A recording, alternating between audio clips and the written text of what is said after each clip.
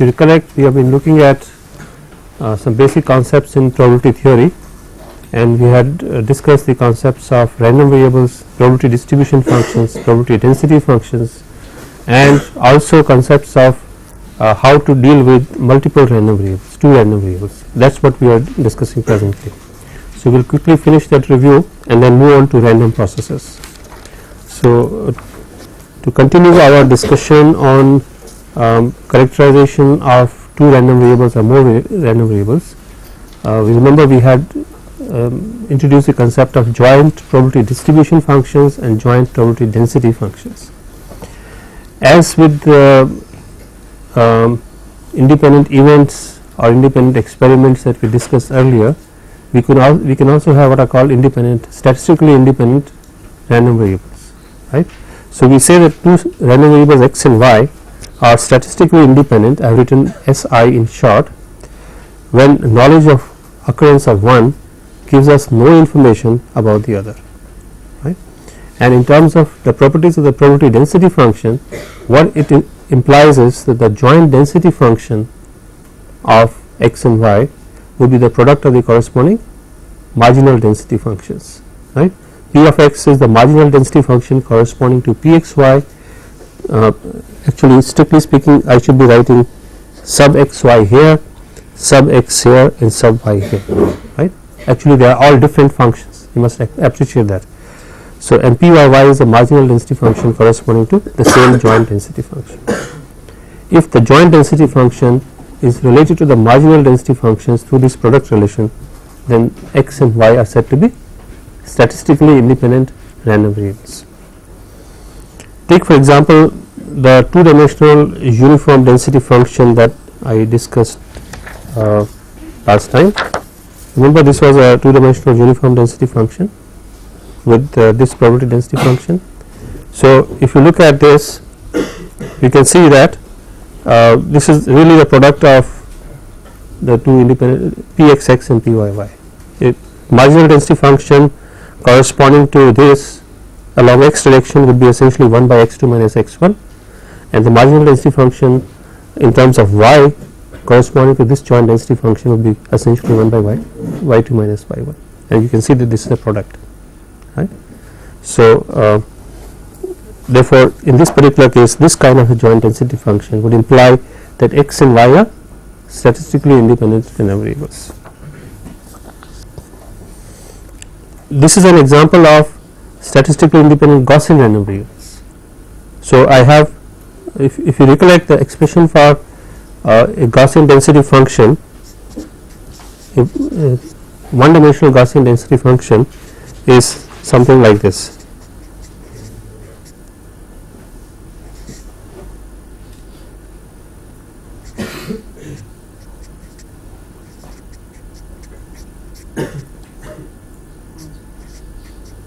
Right. So, if I multiply two such Gaussian density functions in terms of x and y, I get a joint density function which is like this, and since it is separable into a product of two such density functions, the corresponding random variables are statistically independent once again. However, one could have jointly Gaussian random variables which are not statistically independent, right. But the expression for the joint density function would then be different, it would not be this, right. So, you could have jointly Gaussian density functions which are not statistically independent, right. We will see examples of those later. Is that okay?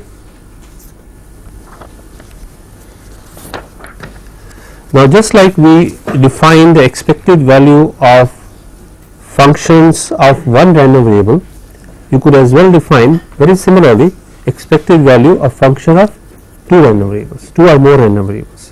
So, the generalization is absolutely straightforward. If you have two random variables x and y, and the function f maps this random variables x and y to some other variable, let us say z, right, then the expected value of this function is essentially the same averaging operation that we define for the case of a single random variable. So, you take the function and now multiply it with the joint density function of x and y, and integrate over the range of x and the range of y, right.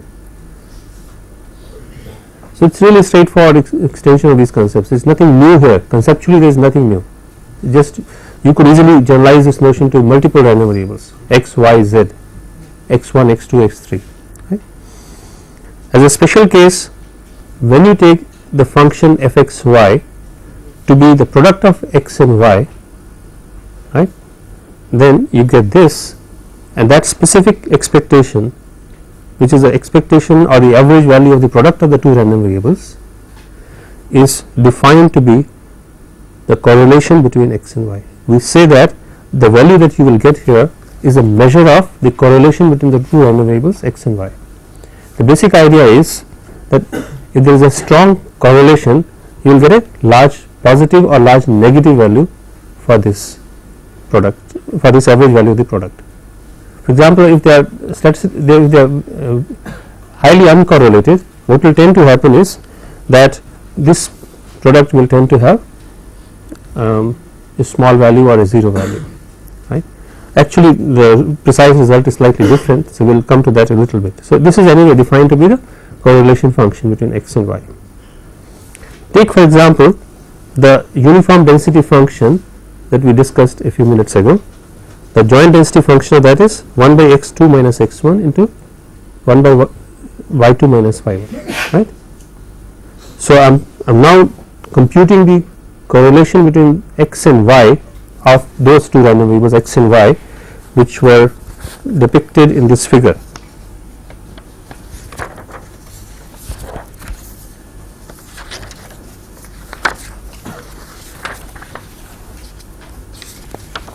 Excuse me.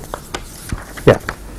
So, here is a joint density function, looking at these two random variables x and y, right, and seeing what is the correlation between these two, given that the joint density function is a uniform density function, right. That is what you are looking at. So, I am multiplying x y and multiplying the product with the joint density function, integrating over the range of x and y, which is x1 to x2 for x and y1 to y2 for y. That is the domain of x y, right, for that particular case. If you carry out this integration, I do not think we should spend time on that here. This will be the result, which finally simplifies to this. And interestingly, if you look at this result carefully, you can think of this as a product of x1 plus x2 upon 2 into y1 plus y2 upon 2, right. And what is x1 plus x2 upon 2? That is the mean value of the random variable x, because it has a uniform distribution between x1 and x2, right. Similarly, y has a mean value which is y1 plus y2 by 2, right. So, as you can see, in this particular case, the cross correlation or the correlation between x and y is nothing but the product of the corresponding mean values, right. Actually, this is not surprising at all. This is not only true for this particular case, this will happen for every case where pxy is a separable function, that is x and y are statistically independent random variables, which is very easy to see.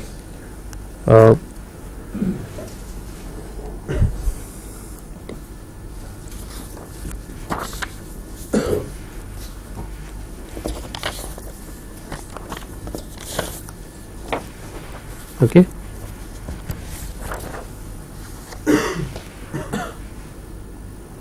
In fact, I will take the general case in a moment. So, basically this result comes from it is a consequence of the fact that x and y are statistically independent. To show this for the general case, let us look at the general case, right. You have the product x y, you multiply it with a joint density function, right. If x and y are statistically independent, you can write this joint density function in terms of the product of the corresponding marginal density functions, which is what I have written here, right. And now you can separate out the two integrals. This is one step has been skipped here, but let us look at that step. If I can separate this integral out into x p,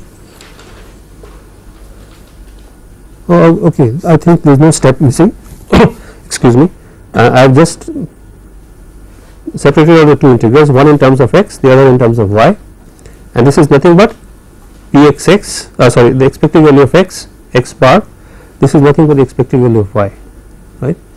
So, it is clear that for in general when two random variables are statistically independent, the correlation function, the correlation value will be the product of the corresponding mean values.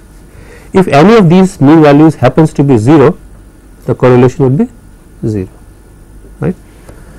Now, closely related to the concept of correlation is the concept of covariance, which is defined like this.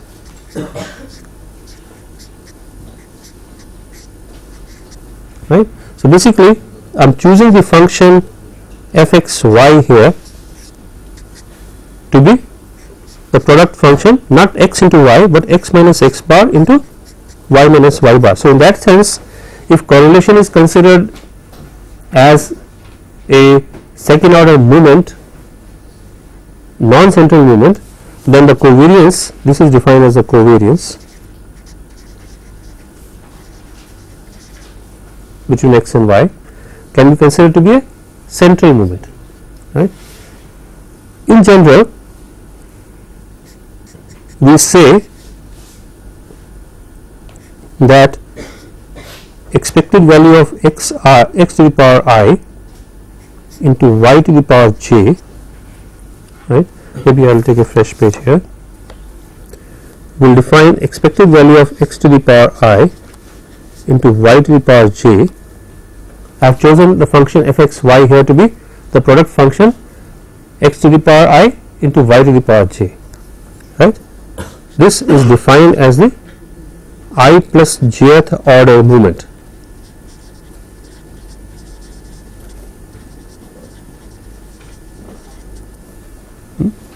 Or the joint I plus jth order movement of, or let us say joint movement, if that is a better, because otherwise there will be a confusion, joint movement of the two random variables x and y, right.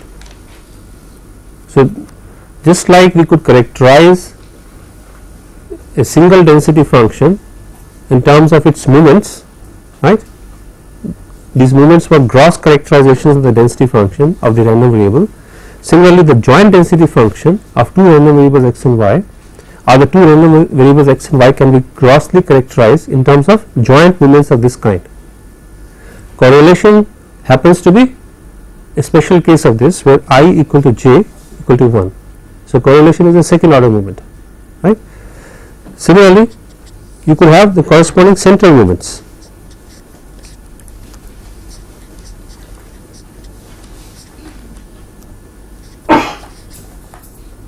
Okay. So, this is the I plus jth order central movement.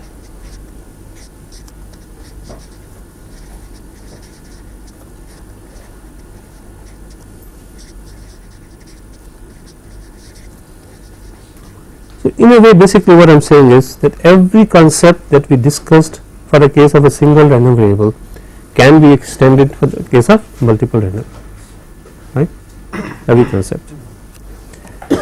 And of course, I hope you appreciate why we call it the covariance, right.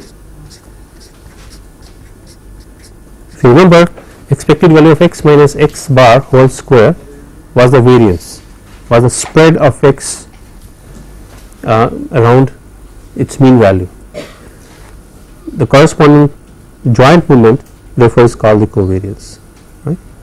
So, covariance and correlation of course are related to each other, but when we say two functions are uncorrelated, right, this is a common terminology that one uses. The meaning of that term is that we say that this covariance is 0. So, there is a slight possibility of a confusion here which you should take note of. We say that x and y are uncorrelated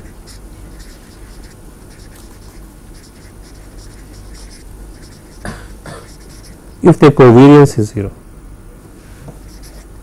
If covariance of x and y is 0. So, this is sometimes I will denote this expected value of x minus x bar into y minus y bar simply as covariance of x and y, right. I can write this as covariance of x and y, right, not when the correlation is 0. Okay.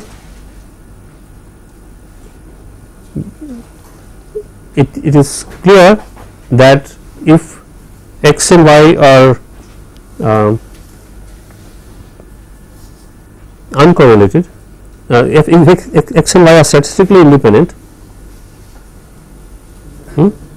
if x and y, what can you say about correlation? They will be uncorrelated. If x and y are statistically independent, it will imply that they are also uncorrelated.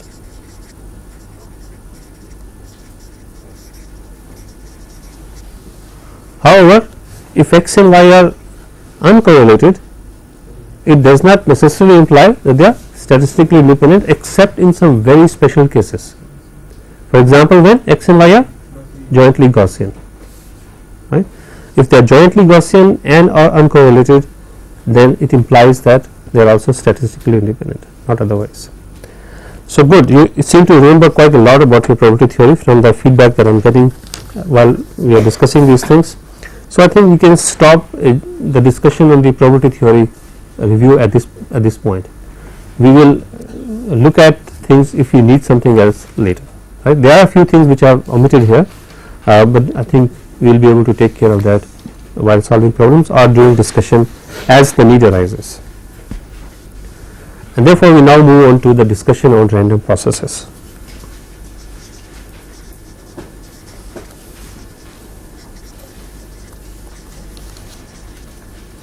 Actually, what is the need for studying random processes? As we know, as electrical engineers, as communication engineers, what we will be dealing with will be mostly random waveforms, right. For example, when we talk about noise, that is one example of a random process for us, right. So, if you look, I do not know whether any of you have looked at a noise waveform on an oscilloscope, right. It is not a regular waveform which you can mathematically characterize, any kind of deterministic waveform that you might characterize. You know, for example, a sinusoidal waveform can be mathematically characterized as a function of time, right. Similarly, an exponential function can be characterized mathematically. These are deterministic functions, deterministic waveforms. Now, when you deal with a random thing like noise, how do you mathematically characterize it? So, first, in order to do this, in order to carry out this mathematical characterization, we have this formal framework, namely the framework of random processes in which we work, right. So, let us try to understand what is the framework of random processes.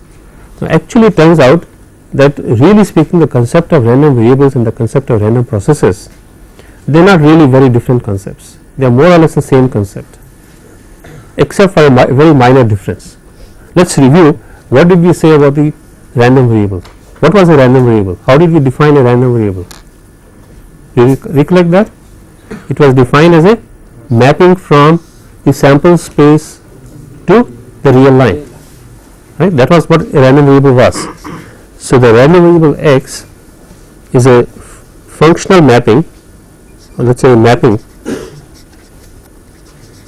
from omega to r, where omega is the sample space associated with the random experiment and r is the real line, right. So, for every point in omega, there is a corresponding point in r. That is what we basically want to do. Now, you can also look upon random processes in precisely the same way. The only difference being, instead of mapping it from omega to the real line, you map it from omega, the sample space, to a set of functions of time, not numbers, but to set of waveforms, right. So, for every point in the sample space, you generate a corresponding waveform, and you say if that sample point has occurred, implication is that that waveform is what you will see, right. So, therefore, you can think of x of t as a random process, and you can visualize a random process in terms of the same mapping framework that we discussed for the case of a random variable. So, you can think of this as a mapping from omega to a set of functions of time, and functions of time is what we call waveform. A function of time is a waveform for us, right. It may not be a function of time, it could be a function of some other variable, because random processes are not always studied in the context of time waveforms. If, for example, in the case of an image, it will be a function of the x y coordinates of the image, right. It could be a function of any set of parameter, any parameter. It so happens that in our context the parameter of interest is the time parameter, right, but there is nothing sacrosanct about this parameter being time. This could be any parameter. So, basically that is what we do. To put the concept more strongly in our minds, what we do is, let us consider the simplest experiment once again, namely the coin tossing experiment, and the two outcomes h and t need to be mapped. If you remember, for the case of a random variable, we could do very simple kind of mapping, like this being 0 and this being 1, or the other way around, it does not really matter. If one could define many different mappings to define a random variable, right.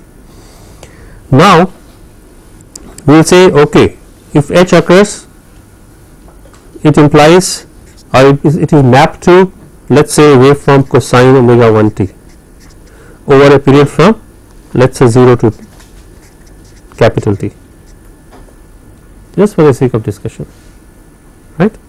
If tail occurs, we will map it to a waveform cosine omega 2 t. Just this is some arbitrary definition, could be something else, again over 0 to capital T. So, what does it mean? If h occurs, what is the waveform you will see? Cosine omega 1 t. If tail occurs, this is the waveform you will see. However, a priori you do not know what you will see, right. It will depend on the outcome of the experiment. So, in that sense it is random. What you observe is either this or that with some probability, right. So, there is a, therefore, you can, if you look upon things in this manner, you can think of the random process as a collection of waveforms, each waveform occurring with a certain probability, right.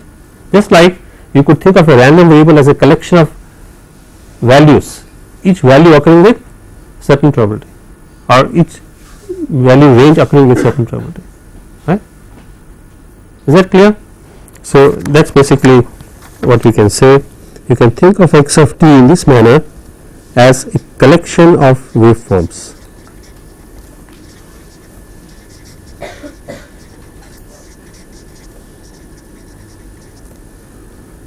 Associated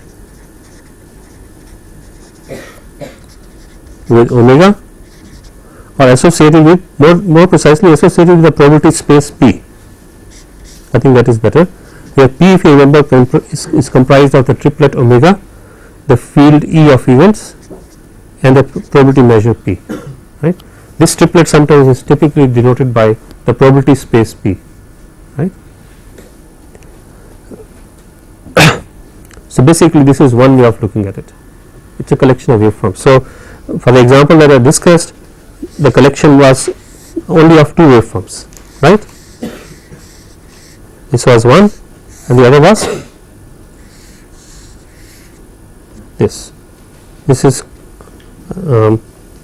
cosine omega 1 t, this is cosine omega 2 t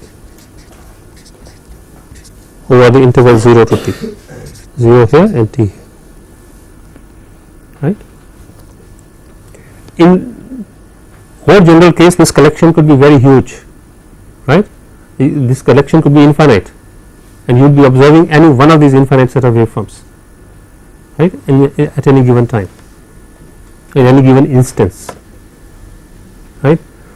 So, in as much as you can think of the random process in the same manner as the random variable, you can therefore look upon this random process as a collection of waveforms, any one of these occurring with a certain probability, right. For example, for this case, this occurs with probability half and this occurs with probability half, provided your coin is unbiased, right. So, in as much as you do not know whether you will see this or this, it is a random thing, right. This is one view of a random process. This view is good because it is easy to draw this view directly from the concept of a random variable, right, and also it basically tells us that random variable is what alternatively this collection is also given an alternative name. It is also called an ensemble of waveforms,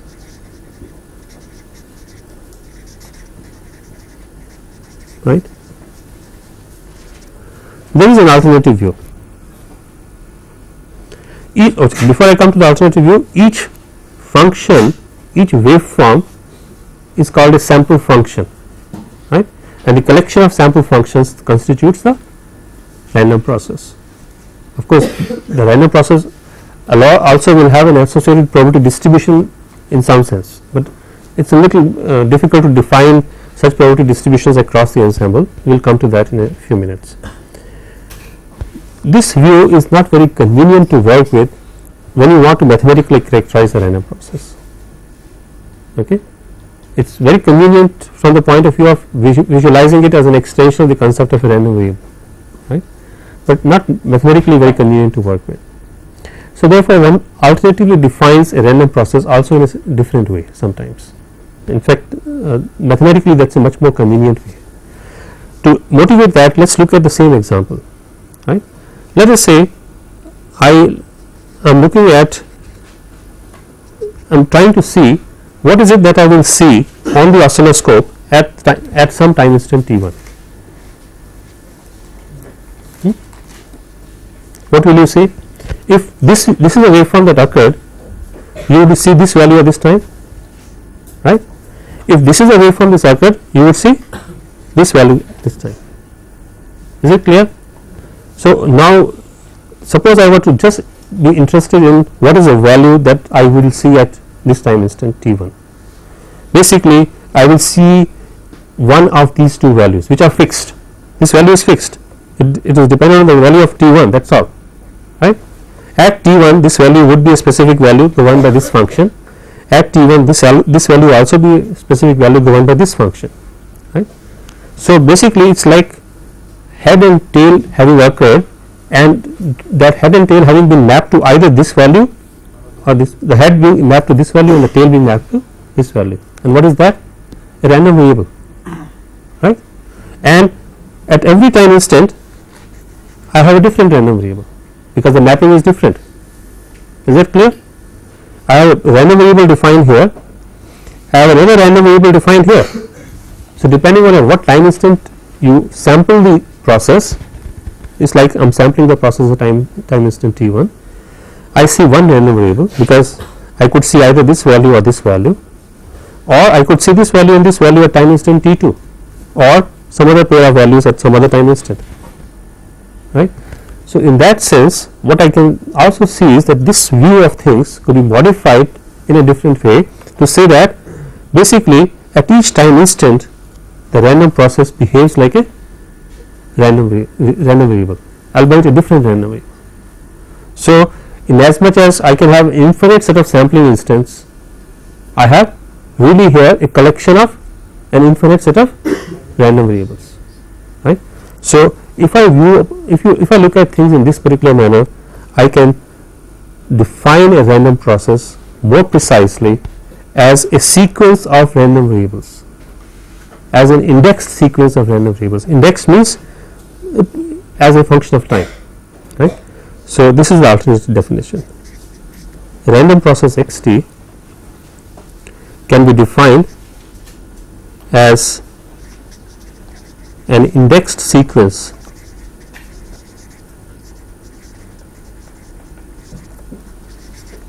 of random variables.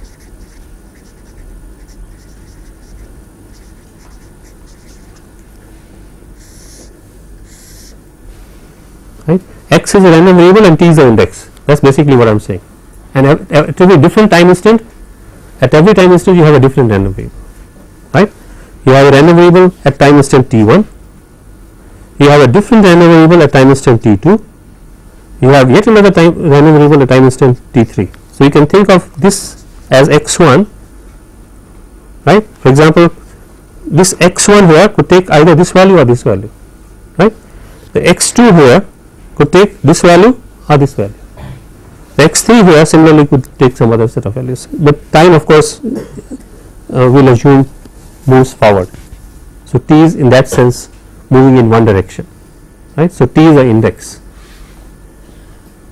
So, essentially it is a collection of a large number of random variables. So, there are two different world views of a random process, one as a collection of waveforms and the other as a collection of random variables.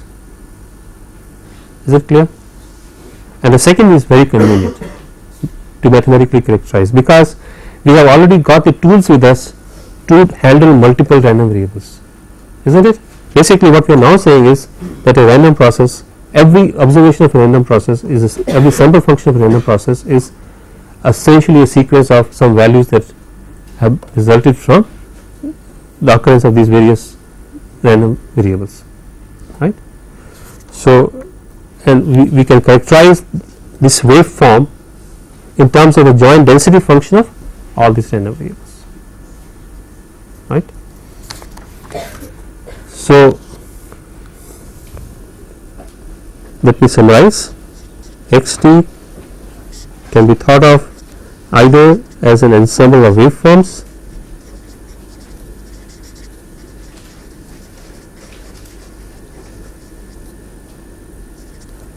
or as a sequence of random variables. This sequence of random variables could be a continuous sequence or a discrete sequence. The examples I have taken correspond to a continuous sequence, because t is a continuous index. T could also be a discrete index, in which case it would be a discrete indexed, it will be a discrete random process, a sequence of random. So, if I take the second view, they are actually equivalent. One defines the other in some sense. There is nothing really different about them except the way we describe it. That is about it. So, now if you want to characterize a random process, how should we characterize it?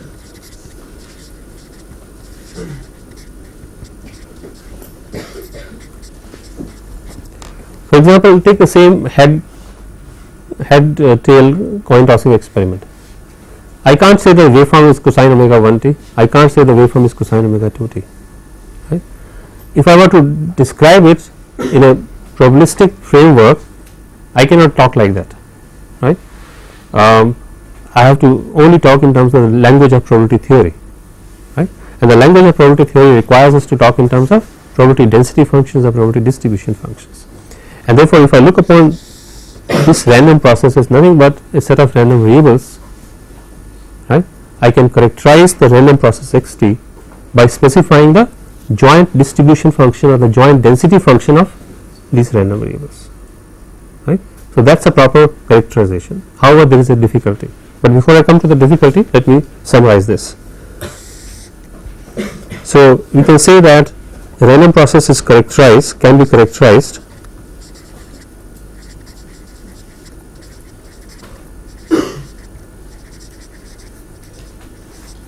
by the n-fold joint PDF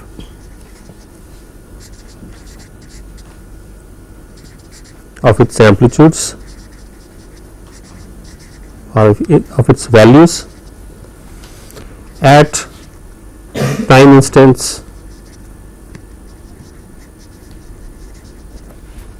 t1, t2, t sub n.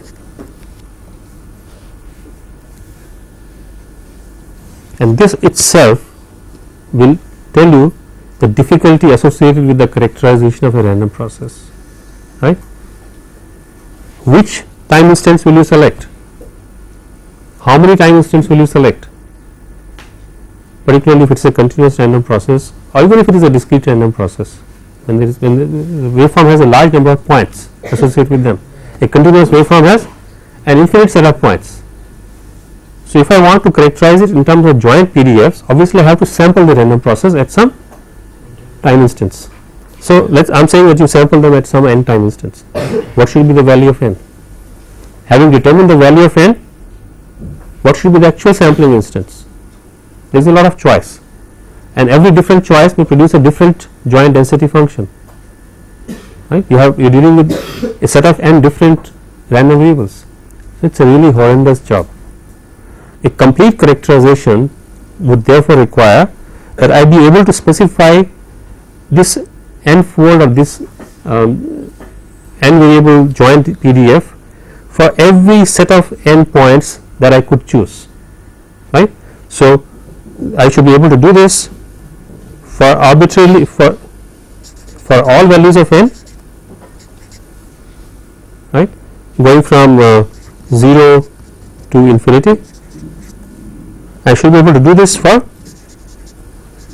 all choices of arbitrary choices of T1, T2, Tn. Okay, and that is the difficulty. So, a complete characterization of a random process is really a very difficult job. It can be characterized theoretically, conceptually there is no problem. Conceptually, all you need to do is sample the random process at sufficiently large number of points and specify the joint distribution function. Even here there is another difficulty. You can have, as I said, many different specifications. I could choose n equal to 2, I could choose n equal to 3, right. I could choose n equal to 4 and so on and so forth. I could choose n equal to 50 depending on my requirement. But even here you must remember that if I choose n equal to 2 and n equal to 3, the joint density function associated with n equal to 2 and the joint density functions associated with n equal to 3 must be mutually consistent.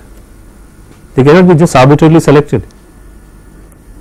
What do I mean by this? Okay, let us talk about 1 and 2. Suppose n is equal to 1, that means I am characterizing it only at one time instant, right. So, what is the joint density function associated with that?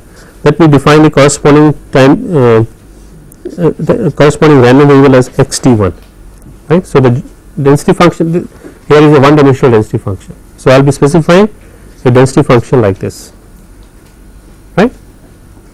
How many different kinds of density functions I can have here? Infinite number. Even this density function could be different at time t1, from that at time t2, from that at time t3 and so on. So, there are so many first order density functions, these are all first order density functions, right. I can have infinite, I need to have an infinite set of first order density functions to describe it, and that is only a first order description, because it only specifies the behavior of any one random variable at a time. It does not specify how two random variables behaved in relation to each other, which constitute the random process. If I sample the random process at 2 time instance, so I have 2 random variables, right. So, the joint density function will now specify the joint behavior of these 2 random variables, right. Is it clear? Now, not only that, suppose I initially chose look at them individually. Now, I am looking at them together. It is clear that this characterization should be related to this characterization, in the sense that the marginal density function associated with that should be this, right. Similarly, if I look at the characterization of 3 random variables together,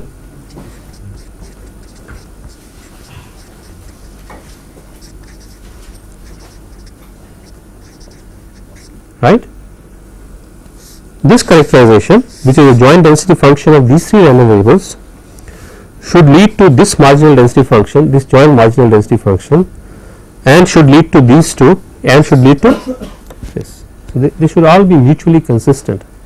You cannot just arbitrarily select, or so it is a very difficult job. Basically, that is what I am trying to say. The complete characterization of a random process in terms of these joint distribution functions is a very horrendous job, very difficult. So, what do you do? How do you characterize processes?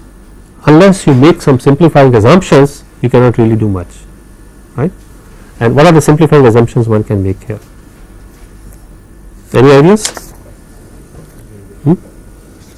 First assumption that one can make is the concept of stationarity.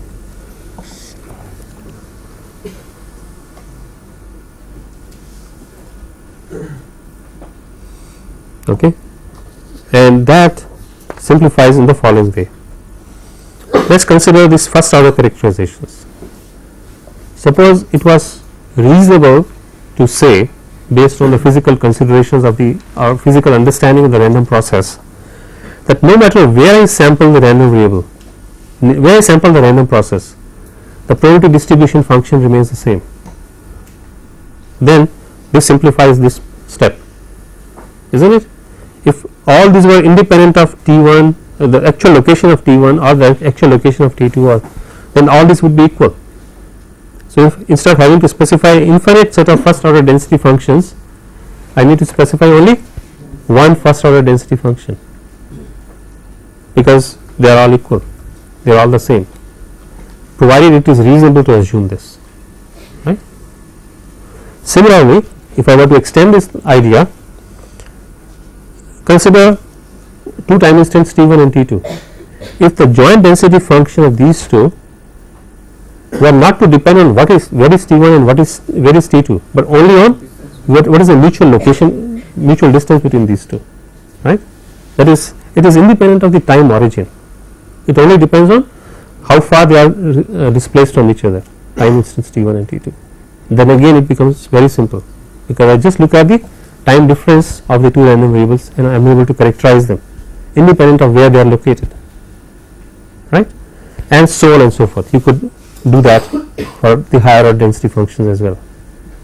If you could do this, yes please. Could you give a picture for the third order? In this case, it will only depend on the mutual differences between T1 and T2, T1 and T3 and T2 and T3, right. That will be the case for third order. So, that is the concept of stationarity. So, we say that if the joint PDF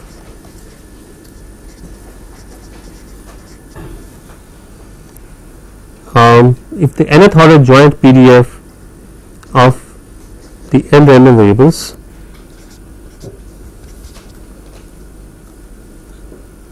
is invariant under a shift of the time origin. That is a basic idea. Time origin should not be of any consequence, where you have chosen your origin, right.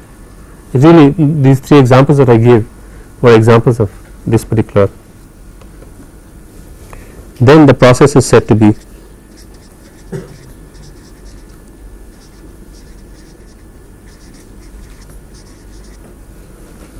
statistically stationary.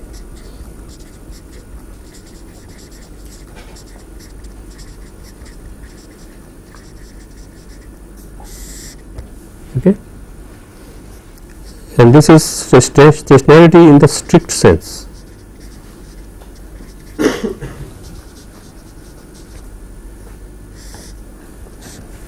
In the strict sense implies that this happens for all density functions of all orders, first order density functions, second order density functions, third order density functions, and so on and so forth.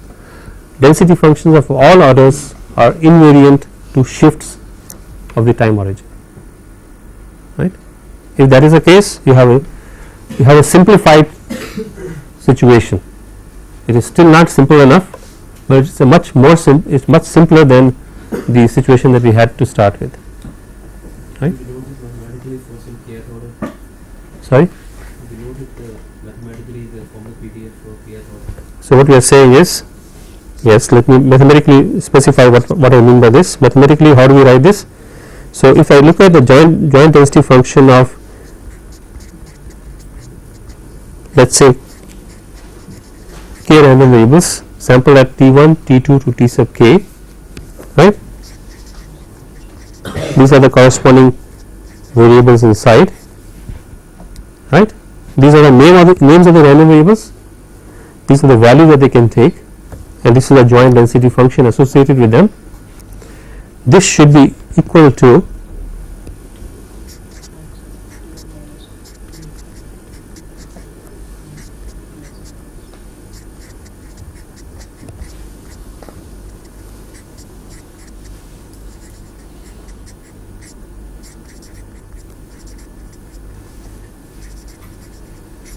right.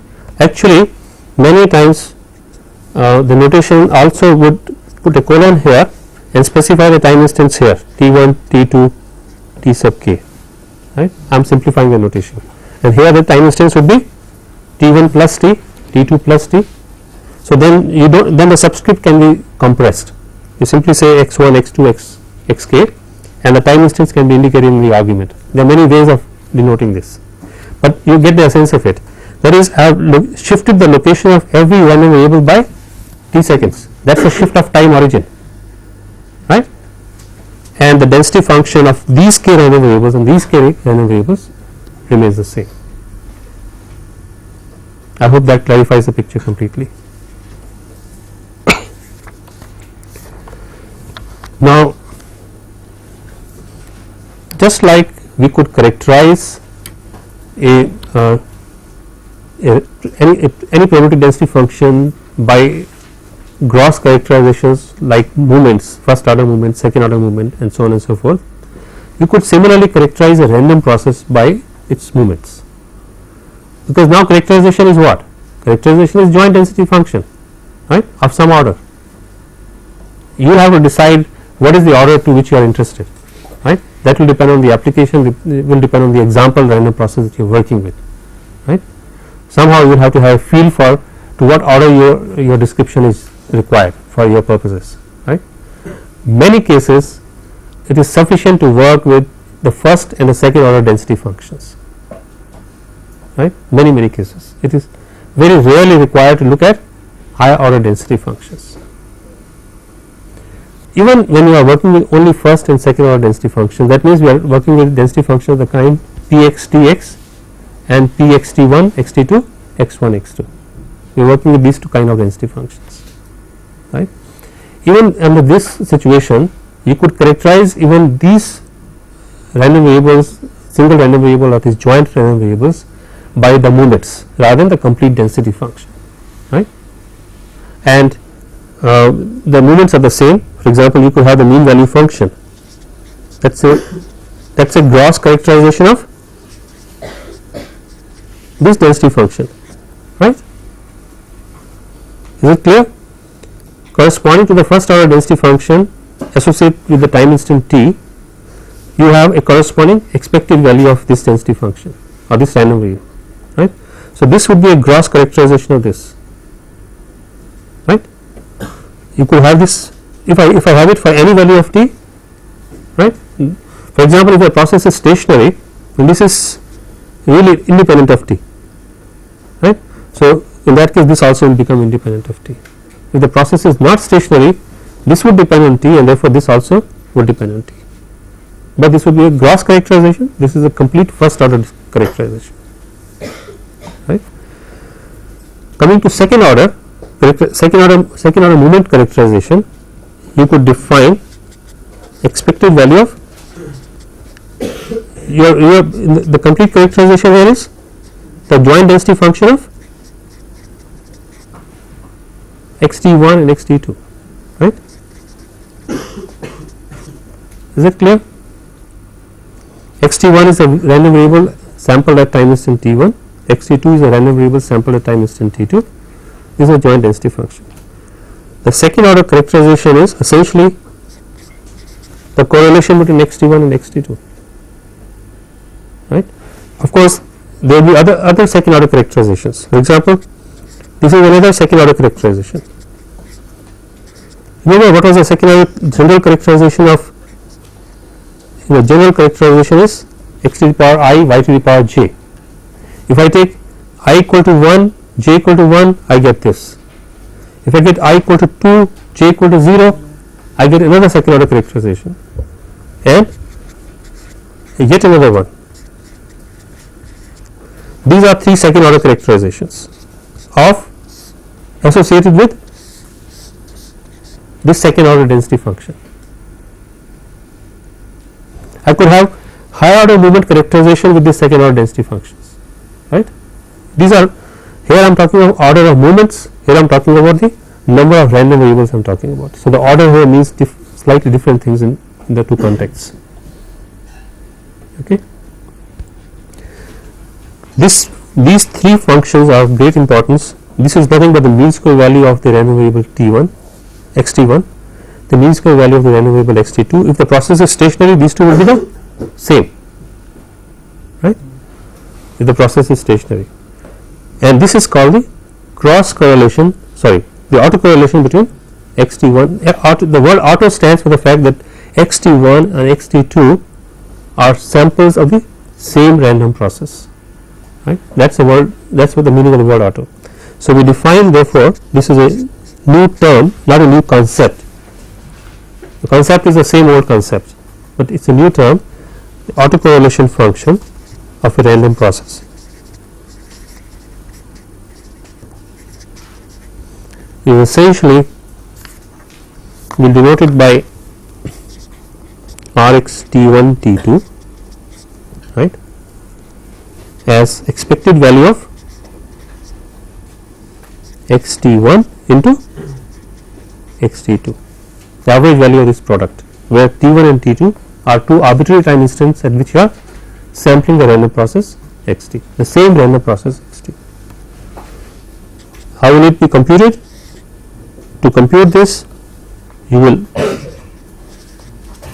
look at the two random variables x1 and x2, multiply them, and take the joint, simplifying the notation here.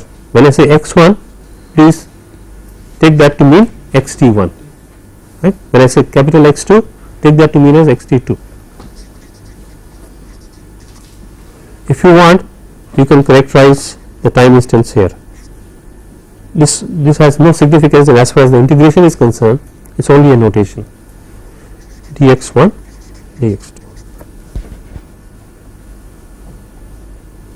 Is that okay? So, that is the meaning of. Now, clearly this will be a function of the time instants T1 and T2. If I because the joint density function will depend on the time instants T1 and T2. This is for stationary or in general? This is a general case. For stationary case, what will happen? In as much as this density function depends only on T1 minus T2, the autocorrelation function will also depend only on T1 minus T2, right. So, for stationary processes,